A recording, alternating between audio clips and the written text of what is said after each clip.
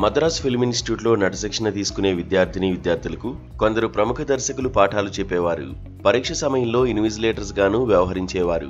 ప్రముఖ తమిళ దర్శకుడు కె బాలచందర్ తన సినిమాల ద్వారా కొత్త ముఖాలను పరిచయం చేయాలనే తపన ఉండేది.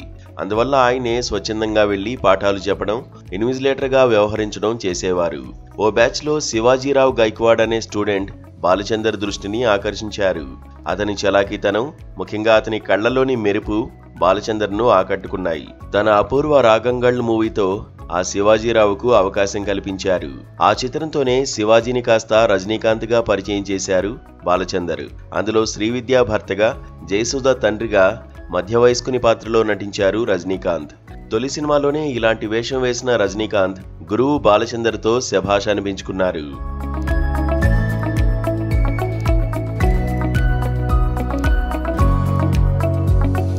తన అవళ్ళు వరు తోడర్ కథ ఈ చిత్రాన్ని తెలుగులో అంతులేని కథగా రూపొందించారు కె బాలచందర్.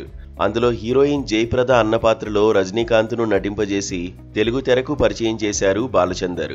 ఆ సినిమాతో నటునిగా మంచి మార్కులు సంపాదించారు రజనీకాంత్.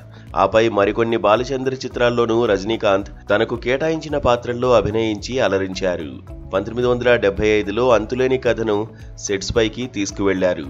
అందులో ఓ కీలక సన్నివేశాన్ని రజనీకాంత్ జయప్రదకు వివరిస్తున్నారు బాలచందర్.